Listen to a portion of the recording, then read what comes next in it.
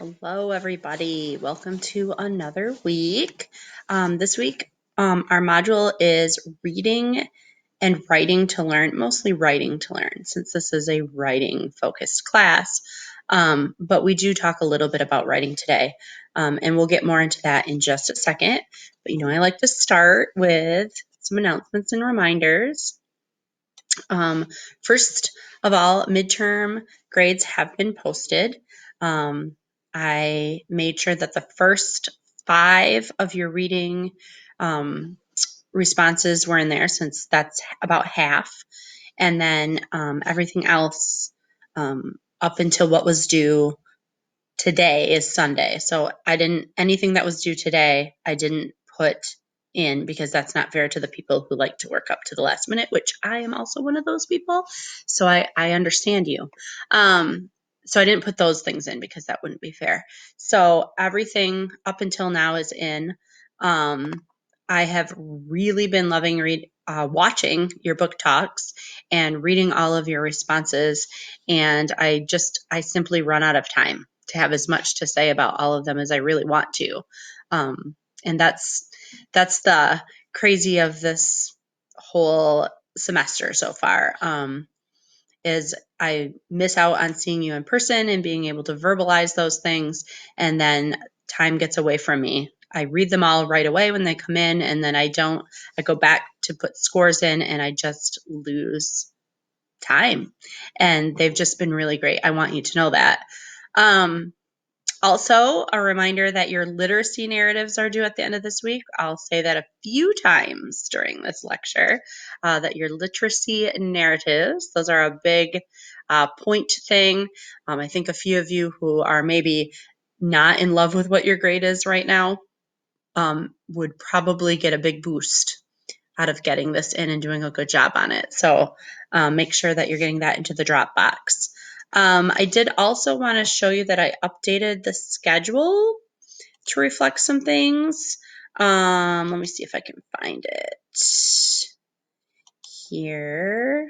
Of course, no, that's not good because I've been away here. I'm going to do this, and I'm going to share this part of my screen, and I'm going to open our schedule. This is all in e-learning as well, but it's just easier for me on my computer to share it via my Google Docs. So we are all the way here into Module 7. I didn't change anything this week. This week is what it has been. But coming up, we have, I added in so that we would have 10 responses to interviews, because they're each worth 10 points for a total of 100. And because the Jennifer Slanger interview messed up, which was totally my fault. So I have put myself in as an interview. I'm not going to interview myself because that would be weird, but I will do a Q&A. Like, I will read questions that you submit and I will answer them. And I've saved myself for being last. So if you have any questions that you thought of along the way that haven't been answered by another interviewer, or if you are just interested in middle school questions in particular, since I know there are several of you thinking about going into middle school. And I do have Julie Tessier on here, who is a special ed teacher, but if she doesn't answer the questions that you have about special ed, I have been team teaching in 8th grade this is my 6th year, and I team taught at the high school level before that. So you can be thinking about those kinds of things if you want to ask me about special ed things, if you want to ask me about middle school things, other ways that I use writing in my classroom, those are all open, or about my educational journey, how I got where I am, and what's been going on there. So those questions are fine. So I put myself there. I also realized that I forgot to put in, right in here, we're going to start learning about assessing student writing. And you're going to have a project where you'll be given some real elementary school student writing and using some rubrics that we'll talk about beforehand to assess it, and then submitting your assessments and then your rationale for what you would have given those pieces. So you'll have 2 weeks to do that. And then you'll notice on here that we're going to start talking about the teaching philosophy. That will be part of your very final project due date, and along with a lesson design. So all of those things have been kind of put in here so that I think all of the assignments now are on the schedule. So if you are one to use this as kind of a checklist, just know that I have updated it. All right, back to my incredibly awesome slideshow. And then lastly, I wanted to ask, I wanted to do a little check-in, how we're all doing. It's sort of the halfway point. I know for myself that if I could be in person with everyone, we would kind of do maybe a writing about how are our stress levels right now? What kinds of things are on our mind that are not related to this class? Things that we need to maybe get out of our head and get out of our space, so that we can move forward through what we're doing. Since we're not together, I would encourage you to be writing about those things and getting them out of your head in a journal or in some sort of writing, or as some of the interview guest speakers have said, find someone to talk to, because this is weird, right? Like doing a writing class asynchronously online without looking at each other's writing is weird. So please feel free to reach out. I've been trying to give people grace this semester with, deadlines. If things are late, still accepting things as I wouldn't normally. But this is weird. Like 2020 has made everything go sideways, and so I'm trying to give the grace as we fall sideways. And I know I've been, on the receiving end of that grace, so I want to extend it to all of you as well. So please reach out if there are any issues. Let me know what's going on. Let me know if you need help with anything at all. All right. Looking ahead this week, by October 25, you will have submitted your literacy narrative via the Dropbox. You will respond to the articles of the week that have been shared for us, numbers 11 and 12. John and Brittany R. have the added assignment this week of finding articles of the week number 13 and 14 for us, so that we can respond to those next week. I have posted the interview with Jake Downing for you to listen to, watch, and respond to. You all are going to love him. Not only does he use writing notebooks, but he uses reading notebooks, and he was like totally prepared and shows us, and he flips through them. I mean, he brought the visual aids. Jake is an awesome teacher. You all are going to really love him, I think.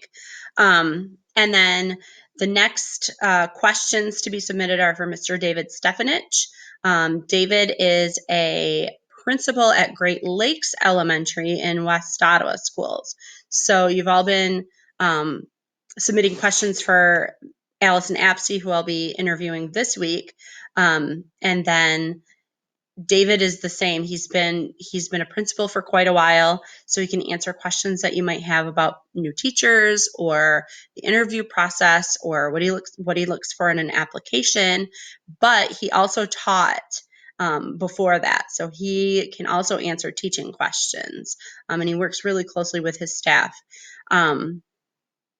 And he's a very successful principal.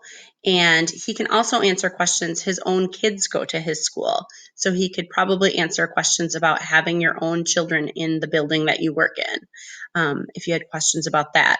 I will say, for full disclosure, that Dave Stefanich is my brother-in-law, and his children are my nephews and nieces. So I feel like transparency is important. So yeah, Dave is my brother-in-law. He's awesome though. And then, so those are for this week. And then also to prepare for next week's lecture and working and thinking, chapter 4 of engaging students in disciplinary literacy, and then the reading response number 8 for that. We're diving in this week. You prepared by reading the first 2 chapters of that, and we're going to be talking about writing in other disciplines other than just ELA for the next couple weeks. So read that and be prepared for that for next week. Okay, let's dive into this week's content. All right, so I pulled this out of the book that we sort of structure our modules around. The book is called Best Practices in Writing Instruction, and it's all research-based things. And I really like this quote on page 162 that said, "Writing serves multiple purposes. One is to teach students to communicate well through writing. A second is to assess students' understanding of a subject matter. A third is to think and learn about subject matter in disciplines such as science, history, mathematics, and English studies," which would be ELA. We've talked so far in this course mostly about communicating and understanding of subject matter in ELA. So we've covered the big Common Core writing standards for the most part that have to do with the types of writing that students will do, which are narrative, informative, and argumentative. So those are the big like writings that you would focus a writing workshop on in your writing block of your day with your students. But you shouldn't just be writing during writing. Writing, I like this idea that writing serves to help students and us to think and learn about what it is that other content is, other besides just learning to write genres. So this particular book that we use, all of the teachers who teach this course use this book, and this book focuses on the self-regulatory theory. And the self-regulatory theory says that if writing leads students to engage in cognitive and metacognitive strategies, it increases learning. And this has been, in the notes on here, if you are interested in the research and the studies that are done, the book that we use, I did the citation for it because it does have it's got some heavy studies in it, and I think that's why we don't require it as a text. Because it does, I'm not going to lie, it gets a little boring to read some of that stuff. But it is, if you are interested in some of the case studies and things they did, it is a good book to get. And they do talk about then that we want writing to serve as cognitive, meaning we teach them strategies, and then we see that they can use those strategies, but also metacognitive, where they're reflecting on what they're learning. And if you put those two things together for something like teaching the water cycle, not only will they learn a writing strategy, maybe a how-to or summary, but they will also, what else do I still need to learn, will help them engage in the writing or the water cycle more than if they just took notes on it. It's kind of the idea. So they give us 5 genres for writing to learn, to use specifically in content areas that are not ELA. Although you could use them with, as I went through this, I was thinking how you could use this with teaching reading. Like if you were doing a novel study or something in your older grades, it would work for that as well. So the 5 genres are, and I'll go through each of them. Journal writing, which most of us are familiar with. Summary writing, which most of us are familiar with. And with summary writing is synthesis writing. That's usually for the upper L grades, but I'll get into that. Argumentation, as a learning tool instead of an outcome, instead of a product. As last week we talked about argumentative writing as like a big paper or a big project that you do. This is more argumentation writing to learn and not as the major outcome. although it could be one of the assessments you use. Scientific writing heuristic, which is also known as SWH. We'll talk a little bit about the next generation science standards here in Michigan that are adapted, and then multimodal representations. So journal writing, we're all pretty familiar with the idea of getting a prompt and having to write to the prompt. In this case, the cognitive skills that you would teach for journal writing in a subject that isn't writing, because in writing we do a lot of free writes, or, when was the first time you ever spent the night at a friend's house? Describe that. Those we use in writing workshop. If you're going to be teaching and using writing in math and science and social studies, you're going to want to remind students or do mini lessons on organization and elaboration. Organization is, can I tell the main thing that happened? And then elaboration is, now describe it. And then also include metacognition, where the student monitors their own learning. So an example prompt, this is from 5th grade math, would be describe and explain the main contents of the last math lesson. I generally use these kind of things as exit tickets at the 8th grade level. I don't call it journal writing. We just call it exit ticket. But I'll have students submit either in a form. Now with COVID, I have them use a Google form. Before it was on a sheet that they kept with them called exit tickets, and they wrote the date, the week date on, and every day they had a different one, and then they turn it in at the end of the week. But I would ask them, summarize what were the things we learned today, what were the learning targets and success criteria, and how'd you do on them? How do you feel about them? Like, sometimes I'd ask them to rank it. Sometimes I'd ask them, and if I did ask them to rank it, 1 out of 5, well, tell me, why was it a 3? Why would you only feel about it? What more do you need? So as the kids get older, you can be more specific with your prompts, but it also helps students see. These were especially helpful for me on days when kids were learning vocabulary, or when we did, I taught illusions recently, and I had the kids, evaluate summarize what an illusion is. Do you feel like you can do that? Do you feel like you would know if one walked up to you in a book while you're reading, oh, that's an illusion? And, how would you rank your understanding? It was a 1 to 5. 5 meant you could teach it. 1 meant, what's an illusion? And so the kids ranked them, and then they had to explain why they felt the way they did. And it's very helpful to inform where you're going next. If everyone's giving it 5s, it's time to move on. You can do something else. If everyone's giving you 1s and 2s, reteaching needs to happen. So that's another nice thing about journal writing, and it gets the kids thinking. Plus, they are having a voice and say in how the curriculum plays out for their own needs. So I find journal writing to be super helpful in ELA, but I also know that my son, who's in 3rd grade, also does a form of journal writing. Every day they have to say one thing they learned and rank the day 1, 2, or 3, 1 being the best, 3 being it was a disaster. So even just that small thing in 3rd grade has them look back on their day and identify something that they learned and reflect on how they felt the day went.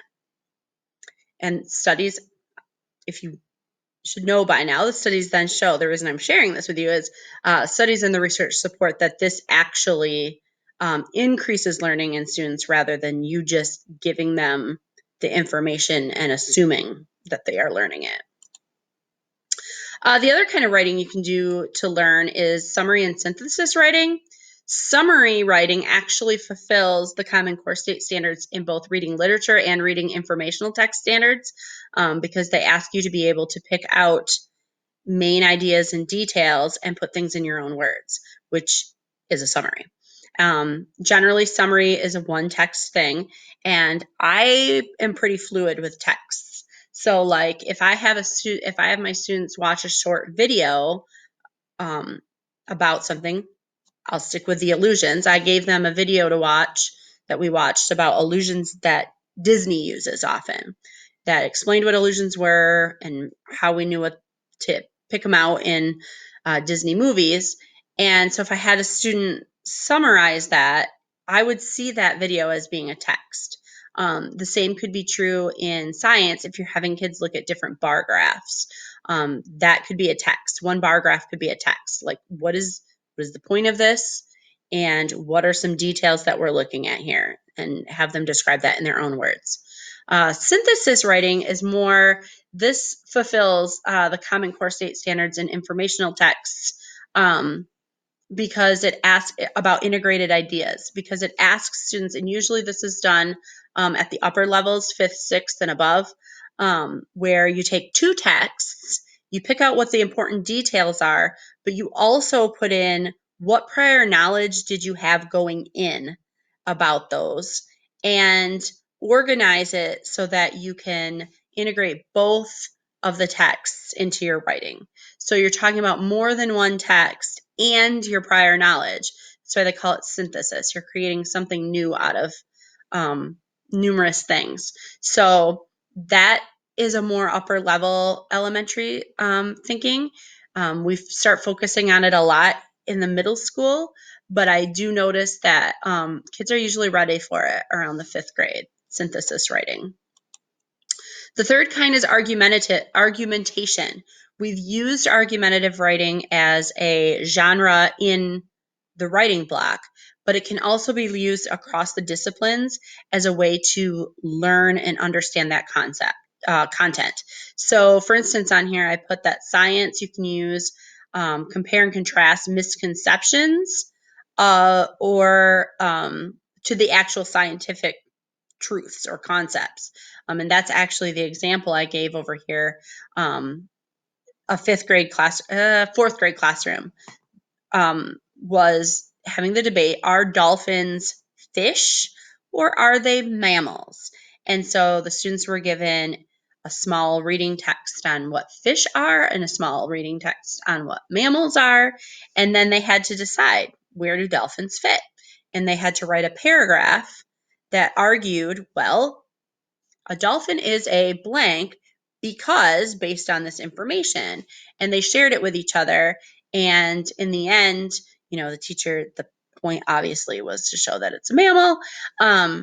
But it has the students not just being, it means that the teacher isn't just saying, all right, guys, today we're learning about the difference of fish and mammals. Here's what a fish is. Here's what a mammal is. By the way, a dolphin is a mammal. It has the kids figuring these things out for themselves and using their own curiosity, and then writing about that, and then arguing it, making them an expert, which in turn means they'll retain that better than if they had just been handed the knowledge. In history, you could use this to do interpreting primary sources. I like to use it with Martin Luther King Jr.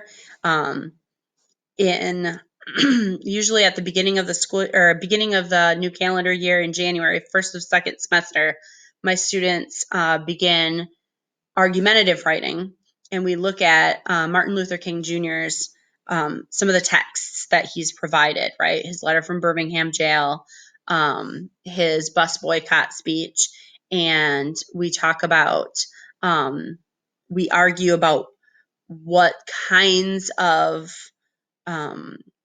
civil disobedience and protests are being promoted. And so we look at those kind of things from primary texts. Social studies can also use social events, social issues, current events. Again, that's going to be by teacher, how you feel and how old the kids are and what they can handle as far as those things. But argumentation is a pretty powerful way to have kids, plus it taps into their own inquiry. Science writing heuristic, which is not my specialty, but it is an approach to science education that uses writing to support hands-on inquiry, collaboration with peers, and reflection. And really the only reason I feel like I know quite a bit about this lately, and by quite a bit, I mean for someone who doesn't teach science, is because our schools have gone to the next generation science standards, and many of the science teachers in my own building have reached out to ask how they can implement some of this writing and what it should look like, and if I have rubrics that I could help them with, because they don't have a textbook anymore. Everything is hands-on, student inquiry, student writing stuff. And so that's totally different than most of them were taught to teach science. So here on the screen, I have sort of, this is the outline that they use to go through a unit. You have your beginning questions, beginning ideas, what are my questions? And all of these things can be written. All of these things can be writing assignments. They can be individual if you're assessing individual understanding, but they can be collaborative as you're just getting into something, into a new unit. So you have your questions, you have the test. What did I do? That would be your labs. What kinds of things did I test out? And then what did I see? The observations. Then you have your claims and your evidence. And we use those same terms. We try to, at least in my district, we try to use those across content areas. So all of us are saying claims and evidence so that students start to connect this idea that if I am making a side, it is the same no matter what class I'm in. I need a claim and I need evidence.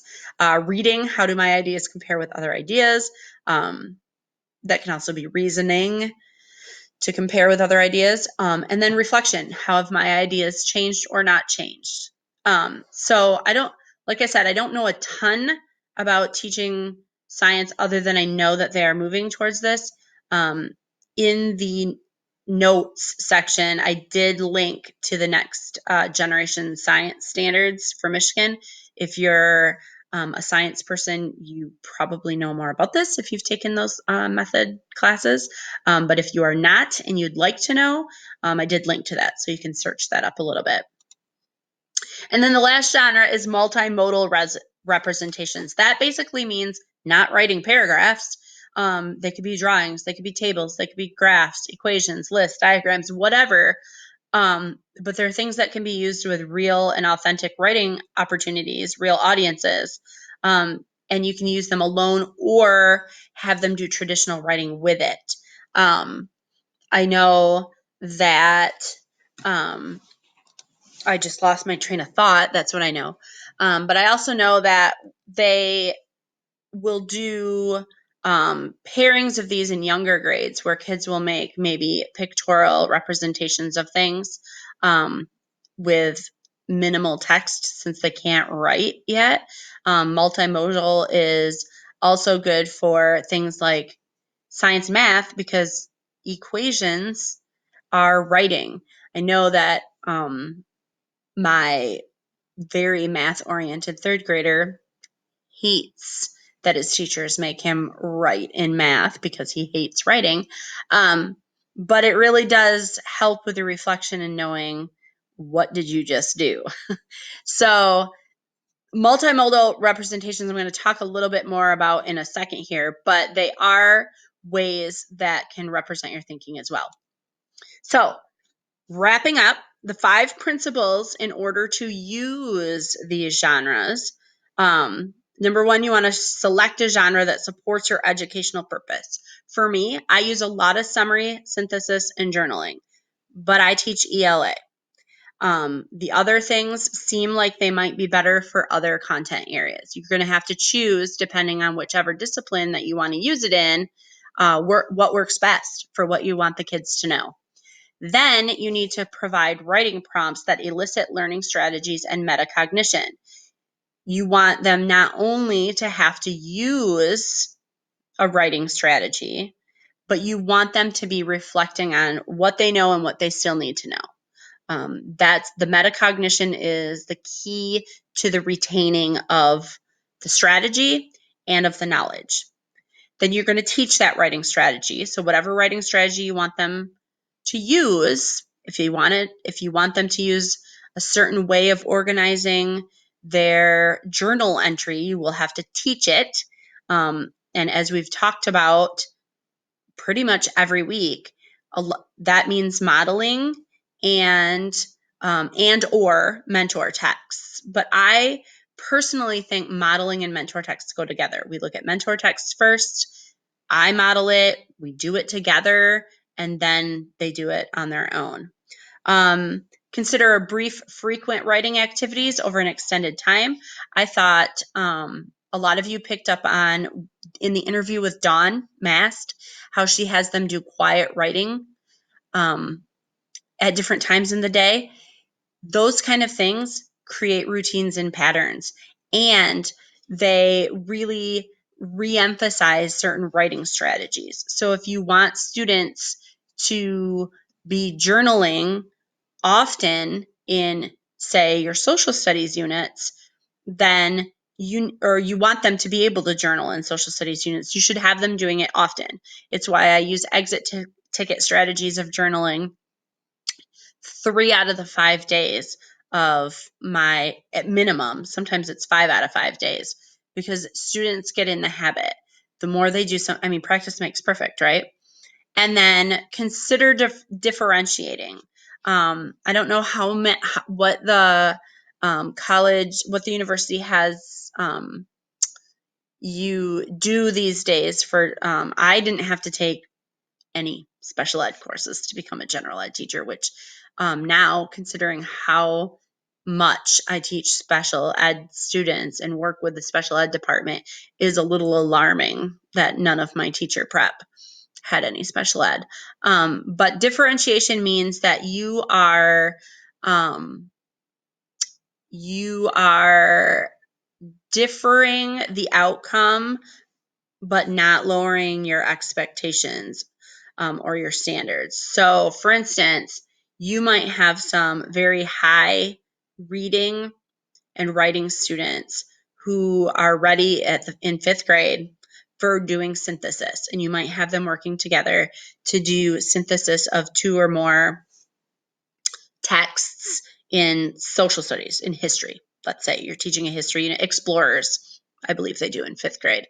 So they're looking at some of these things, and they're doing a synthesis of what they've learned about Ponce de Leon and about whoever else, and then putting their prior knowledge in there, and they're creating something. Well, perhaps for some of your more emerging students who have trouble with that, maybe you're just having them write a summary of this one and a summary of this one. So you're differentiating, whereas everybody's getting the same content. Everybody's expected to do the writing, but maybe their writing genres are different. Maybe students are doing like summaries that include for instance, when I taught 9th grade and we did Romeo and Juliet, I had students do a visual timeline of what happened. They may have only one sentence under each, but each new act or scene they would draw, and it could be stick figures, but they would draw what happened in that scene and write a 1-sentence summary underneath, so that they ended up with a timeline of everything that happened in Romeo and Juliet. Because that way, even if they didn't understand every single monologue or whatever that was going on, they understood the gist of what was happening in the play. And so that showed them that they could do those things. So that's what differentiation is. For other kids who don't need the 1-sentence summary, I might ask them to do that for a whole act. Like, okay, draw me a scene, draw me the act and tell me what happens in that whole act. More of a synthesis thing. So you just have to depend on the needs of your students. So reminders for this week. That was a lot to think about. And I know you read 2 chapters for this week on the whole framework of disciplinary writing as well. So you probably have a lot going on in your brain right now. That's okay. Use that cross-curricular stuff if you need to in your literacy narrative that is due by the end of the week. It's going to be fabulous. I know. MLA format. Remember, if you don't know what MLA format is, most of you do, I believe, because you've all touched on it here or there in responses to things. But if you don't remember what that looks like for your paper, please either ask or use the Google, because I don't like having to read single spaced things that make my already bad eyes fall out of their sockets. So help an old lady out.